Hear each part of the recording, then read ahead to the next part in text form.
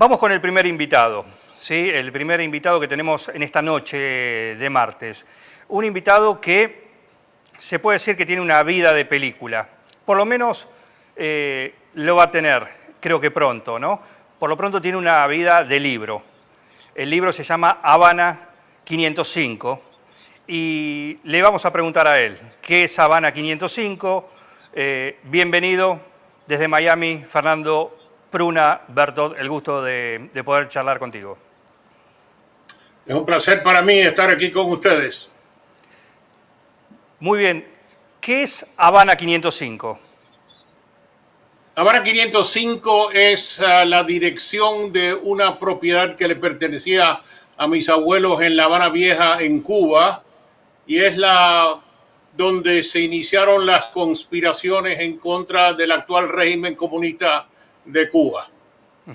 Y por eso lleva el libro ese nombre. Bien, y como decíamos, le contamos, y quiero que lo hagas vos, ¿no? Puntualmente.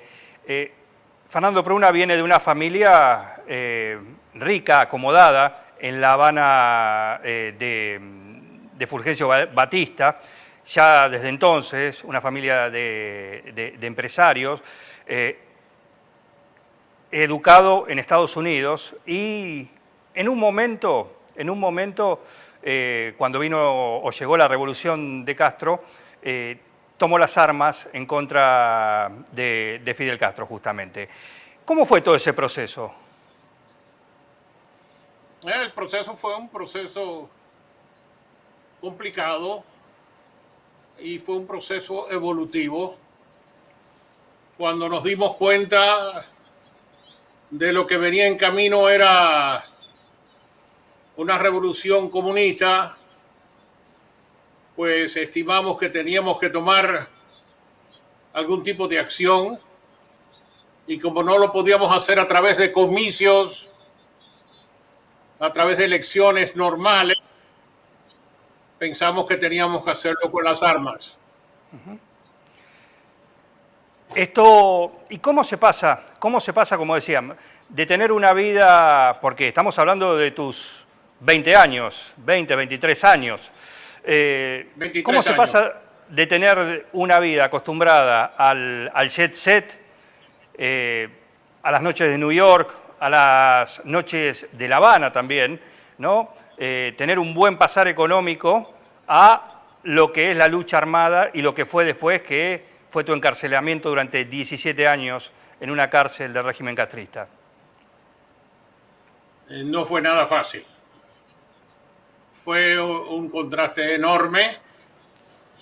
Los acontecimientos se adelantaron y lamentablemente caímos en la red de la resistencia castrista y no fue nada fácil, porque las condiciones de las prisiones de Cuba son indescriptibles.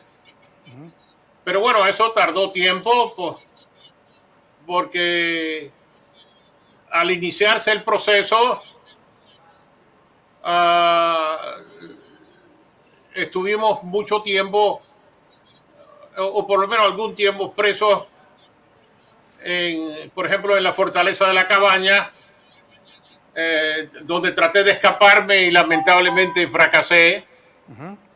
Y además de eso, posteriormente, pues me trasladaron a una prisión de máxima seguridad en el Castillo del Príncipe, y de ahí sí pude evadirme y organicé la resistencia en lo que es la ciudad de La Habana y en la provincia de La Habana, hasta que me amplié coordinadamente como coordinador nacional de un movimiento contrarrevolucionario. Toda esta vida, todos estos detalles que estamos recorriendo así de forma, son parte de lo que es el catálogo de toda la obra, ¿no? De Habana 505, que, ¿cuál fue el motivo? ¿Cuál fue el motivo que te llevó a decidir llevar toda tu vivencia a un libro? Primero con un autor francés, pero después con modificar la propia versión del escritor francés con una versión propia.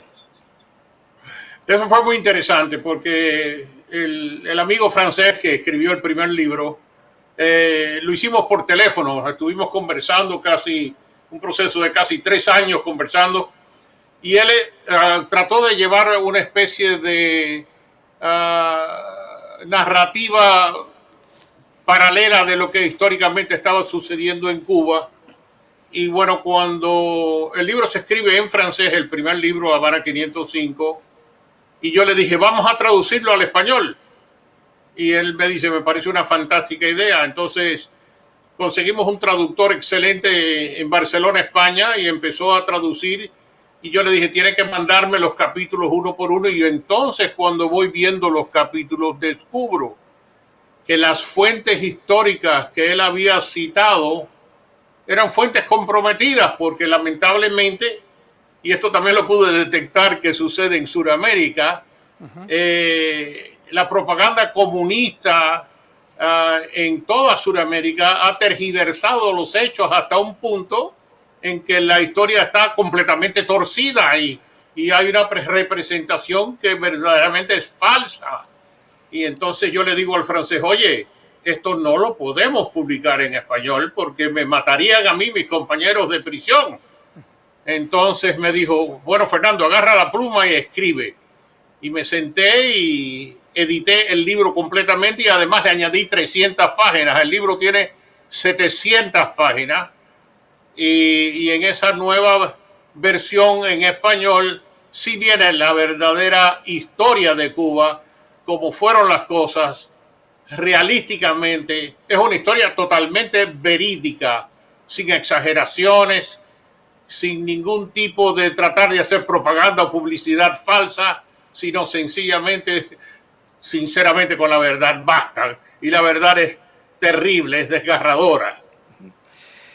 En tu juventud y antes de que llegue la revolución, tuviste un intento de participación política, ¿no? Y tenés un dato no menor, quizás una curiosidad hoy en día, pero no sé si la marca ha sido superada. Bueno, evidentemente no, porque el régimen no ha cambiado, pero en las últimas elecciones democráticas, quizás entre comillas esto, que propició Batista, vos fuiste el más joven candidato al Parlamento cubano, ¿es así?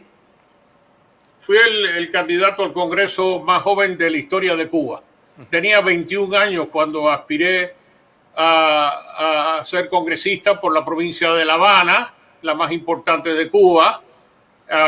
Y en ese momento, sí, efectivamente fui el candidato más joven de toda la historia de Cuba, con 21 años.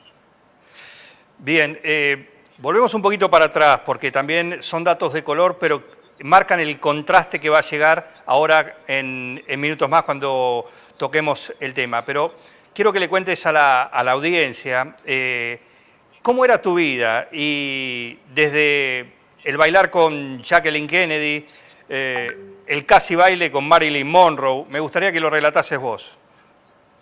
Lamentablemente el de Marilyn Monroe no pudo ser porque Joe DiMaggio no me dejó bailar con Marilyn. Pero con Jackie Kennedy sí bailé en el Morocco de Nueva York.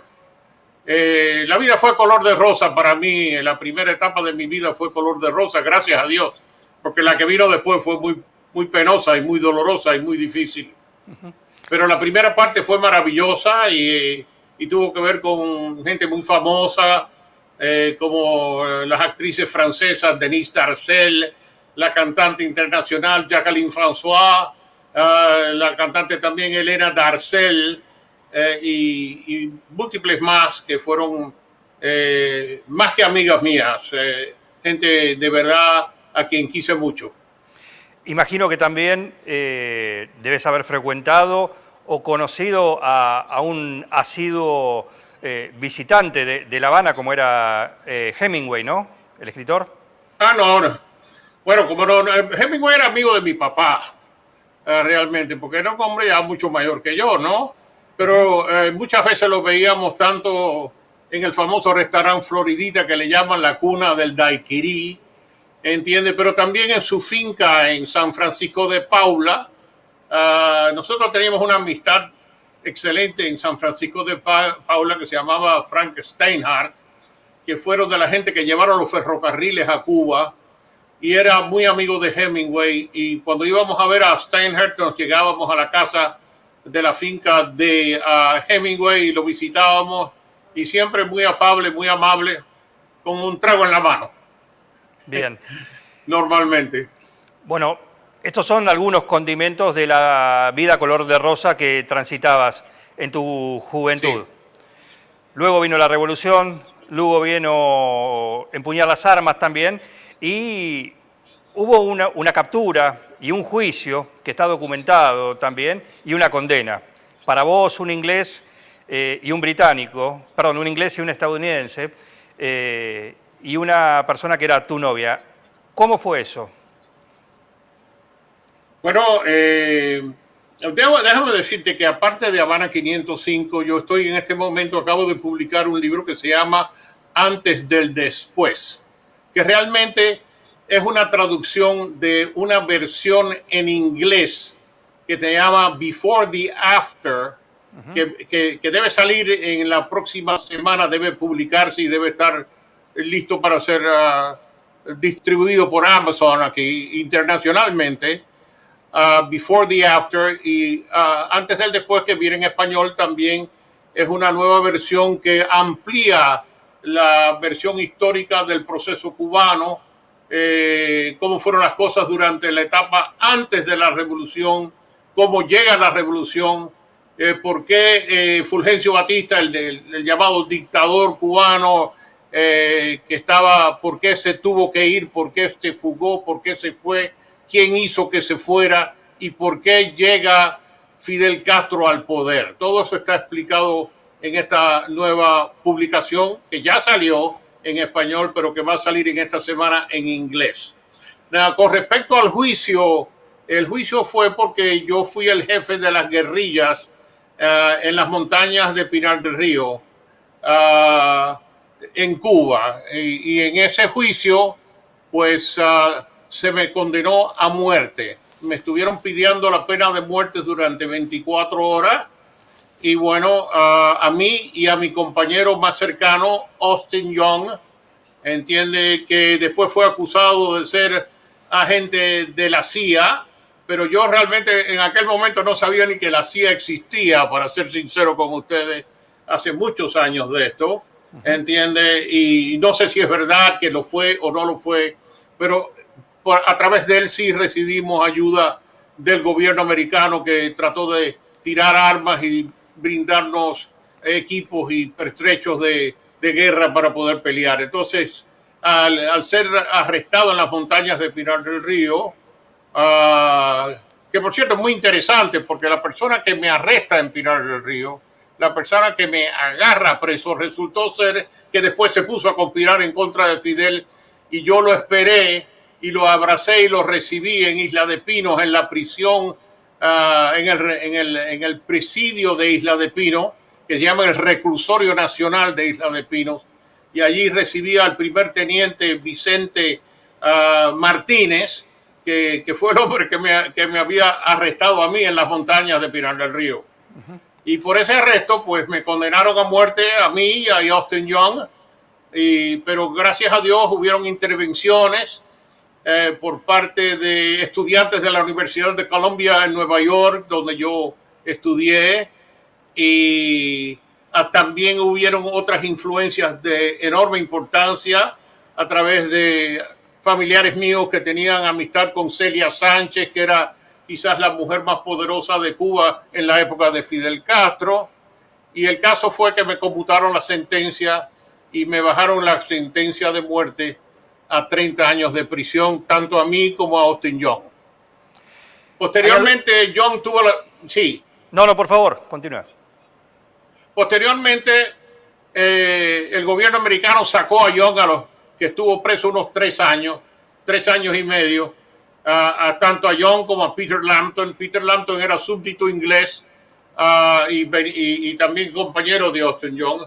Todos eran asistentes militares míos en las montañas, y los dos lograron salir en libertad unos 3 años después. Lamentablemente eso no tuve yo la suerte de que me pudieran sacar a mí. Yo tuve que permanecer preso 17 años. En esos 17 años de reclusión, ¿fueron siempre en el mismo lugar? No, no, no, fueron en distintos lugares. Y no solo eso, en una ocasión hasta me soltaron, pero no me dejaban salir de Cuba.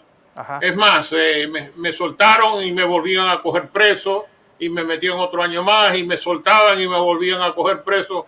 En total fui arrestado 5 veces distintos en ese proceso de 17 años y estuve en prisiones desde Pinar del Río, La Habana, Matanzas y dentro de esas provincias en múltiples prisiones y campos de concentración como los hay en Cuba.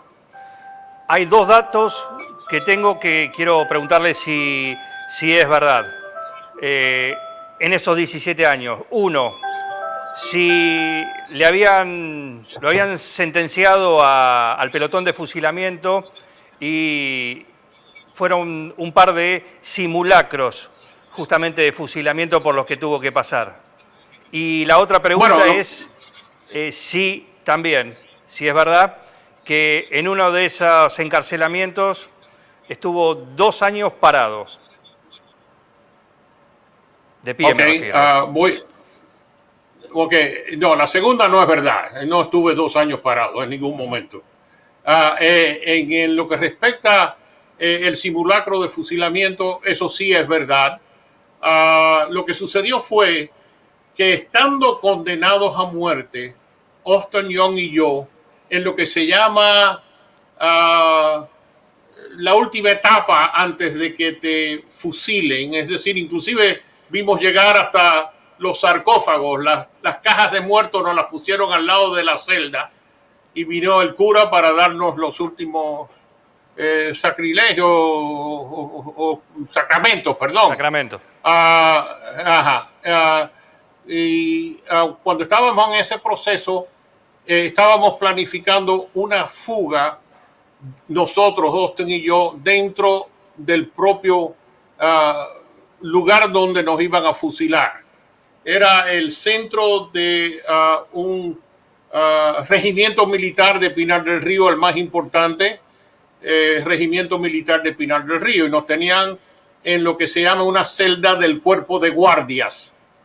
Entonces, estábamos esperando que se decidiera si ratificaban la pena de muerte o si no las conmutaban antes de tomar ninguna opción. Pero ya habíamos abierto un agujero en la celda y lo teníamos cubierto con una toalla y el agujero nos daba a otra habitación colindante que tenía una ventana que tenía una salida hacia afuera. El caso es que antes de que vino la cuestión esa, pero en el momento ese nos metieron otra gente en la celda y tuvimos una bronca con esa gente que vinieron y entonces a mí me sacaron y me hicieron pelear con un par de soldados rebeldes porque decían que habíamos abusado de esa gente. Y en ese caso a mí me partieron la mano. Y la mano se me puso gigantesca. Y bueno, el caso es que conmutan la sentencia y en una de las fugas más espectaculares que se ha realizado en Cuba, Austin Young pudo irse por el hueco después que nos conmutaron la sentencia, que sabían que no nos iban a fusilar. Tomamos la acción. Yo no me pude ir porque no podía. Mi mano me impedía gatear, porque teníamos que después gatear como 500 metros para cruzar la cerca del regimiento. Además que teníamos que saltar por una ventana que estaba como a 10 pies de altura. Y bueno, yo no lo pude hacer, pero Austin sí se fue y llegó a La Habana y inclusive se encontró con mi querida madre, quien le proporcionó ropa y ayuda, y después entonces él trató de lograr irse, pero a pesar de que vino un periodista desde Miami a tratar de socorrerlo, alguien lo informó y lo vio y lo identificó y lo agarraron preso y lo volvieron a meter para adentro. Es decir, estuvo libre 3 o 4 días antes de que lo volvieran a agarrar nuevamente gracias a un informante. Pero efectivamente eso sí sucedió. Sobre tu segunda pregunta, que me tuvieron parado tanto tiempo, no, eso no es lógico ni es consecuente. No es así. Y no tiene razón de ser. Pero lo que sí te puedo decir es que la prisión de Isla de Pino fue tremenda, porque ellos llevaron a cabo un plan que se llamó el Plan Camilo Cienfuegos, donde trataban de doblegar el espíritu de los presos, y eso era leña todos los días. Cuando te hablo de leña, porque a lo mejor no entiendes eso en nuestro idioma argentino, No, estoy hablando, claro. entiende, era diariamente golpes, fue de una ferocidad que yo trato de explicar en el libro, porque es casi incontable, hasta el punto de que los presos llegaron a tener un terror tan grande que hasta se llevaba a cabo las automutilaciones para poder evitar la severidad de los trabajos. Fernando, todo esto está en Habana 505 al detalle. Dos preguntas. Primero, en esos 17 años, y hoy viéndolo de atrás, desde acá decís, bueno, en algún momento dijiste, de acá no salgo más, esto no vuelvo nunca Muchas más. veces. Sí. Y la otra es, ¿cómo se sale mentalmente o cómo se sobrevive con cordura, ¿no?, a semejante tiempo en las condiciones que acabas de describir? Bueno, muchas veces pensé que nunca íbamos a salir. Eso es la verdad. Muchas veces nosotros pensábamos que los americanos iban a invadir. Tuvimos la lamentable suerte de que la invasión de Bahía de Cochinos, que también se llama Playa Girón, fracasó. Un fracaso lamentable que fue causado por la intervención del presidente Kennedy, que censuró una serie de bombardeos y limitó la amplitud de la invasión, lo cual determinó su fracaso. De lo contrario, quizás podíamos haber ganado, donde los cubanos pelearon y le hicieron miles de bajas al enemigo que nunca ha sido publicitado. Y bueno, y al pasar los años, pues lógicamente hay veces que uno pierde la esperanza y uno piensa que no va a salir. Con respecto a la cordura, con respecto a mantener el cerebro funcionando durante ese tiempo, yo creo que he tenido mucha suerte, he sido bendecido, primero de todo, con mucha salud, gracias a Dios, y no puedo decir que muchos de mis compañeros tuvieron la misma suerte. Hubieron muchos compañeros, muchos hermanos, presos políticos, que perdieron su cerebro en el proceso, y no solo perdieron su cerebro, perdieron sus vidas, porque fueron muchos los que murieron a través del proceso, por distintos motivos y razones y circunstancias, muchas veces provocadas por los propios comunistas y por la ferocidad de las prisiones de Castro, que no solo hablamos de hambre y no solo hablamos de miseria, sino hablamos de maltrato, hablamos de abuso, hablamos de años sin visita, hablamos años sin periódicos, sin información, sin radio, sin saber lo que estaba pasando en el mundo. Eso solo hay que vivirlo. Y todo eso se explica en Habana 505. Por eso son 700 páginas. Por supuesto. Y con mucho detalle, mucho detalle. La última, y tengo muchísimas más, porque el diálogo va disparando y va abriendo más ganas de preguntar muchísimas cosas. Pero te quiero consultar. Leí dos frases tuyas. Una, perdí mi juventud en las prisiones castristas. Y otra, Castro ganó, yo perdí. En base a esas dos frases, yo te pregunto, y con la madurez que podés hablar hoy, ¿valió la pena? ¿Volverías a hacer lo mismo? Es imposible determinar si yo volvería a hacer lo mismo visto desde el prisma de la edad que tengo, que son 85 años en este momento. Decía un gran amigo mío, decía, pobre del joven que no tenga una mentalidad revolucionaria, pero pobre del viejo que siga teniendo esa misma mentalidad. Así que uno piensa distinto cuando tiene 20 años a cuando uno tiene 80 años. Yo no me arrepiento de lo que hice porque yo hice lo que tenía que hacer. Era mi deber luchar en contra de un sistema que le quitó la libertad a Cuba, que le quitó la libertad y el bienestar a los cubanos. Un sistema que aún en este momento prevalece el hambre, la miseria, la necesidad, el racionamiento. Los argentinos no se pueden imaginar lo que representa un sistema comunista. No se lo pueden imaginar porque ustedes tienen un país tan bello, tan maravilloso, tan abundante de todo, que Dios quiera que lo puedan conservar. Y no me arrepiento. Es verdad, di mi juventud a mi causa, pero no podía dar menos que eso. Estaba dispuesto a dar mi vida y la hubiera dado con gusto. Pero bueno, tuve la suerte de sobrevivir y aquí estoy todavía. Por supuesto. Pero quiero contar la historia. Quiero contar la historia y por eso me he dedicado a escribir.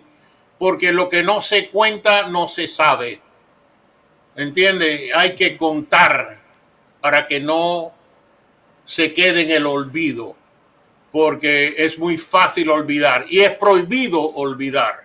Hay que recordar todo lo que sucedió. Imagino que, por supuesto, desde tu liberación, que abandonaste Cuba, hasta el día de hoy no has vuelto. No he vuelto. Ni creo que pueda volver. No creo que sería prudente, digamos. Por supuesto. Me encantaría volver a caminar por Cuba. Me encantaría volver a caminar por las calles de La Habana. Adoro mi país. Esa isla es maravillosa, pero lamentablemente es una isla destruida. Es un país que ha sido golpeado y no están dispuestos a cambiar de parecer. Siguen insistiendo con algo que no funciona. No entienden que no funciona el sistema. No funciona. Punto. Ni va a funcionar nunca jamás. Por sí o por no, la última. Tengo entendido que hay gente que te cataloga como el grano, pongámoslo así, el grano más doloroso para el comunismo internacional. ¿Es así? No lo creo. Yo creo que hay mucha gente que tienen tremendo mérito, inclusive más mérito que yo. Estoy seguro que hay muchos compañeros que tienen historiales maravillosos, que han luchado y han dado todo por combatir el sistema en Cuba. No, yo no creo que yo soy para nada. Yo soy uno más. Uno más. Fernando, un gusto poder compartir estos minutos en vivo, en directo, ¿sí? Unir 9 de julio y Miami, que es donde resides, y agradecer a un amigo en común que ha hecho posible esto, que es Eduardo Pérez Salati, y poder charlar, ¿sí? E invitar a la audiencia a conseguir a través de Amazon también Habana 505 y meterse en la versión de Pruna, la versión del autor, ¿sí? Las 700 páginas un poco resumidas en este breve pero jugoso reportaje. Te mando un abrazo y el gusto de poder haber tenido esta charla contigo. Profundamente agradecido por tu invitación y que se repita. Muchísimas gracias. ¿Cómo no? Mis mejores deseos para ustedes. Igualmente, un saludo, un placer. Muchísimas gracias. Ustedes lo vieron y lo escucharon, ¿sí? Habana 505, hay un montón de material en las redes también, lo pueden pedir a través de Amazon, realmente vale la pena la historia en primera persona, no es una novela, A veces la realidad supera a la ficción, a la mejor película. Bueno, también es el caso este de Habana 505 con alguien que lo vivió. Vivió de la vida color de rosa, como él lo describió, hasta los infiernos de un cautiverio demasiado prolongado.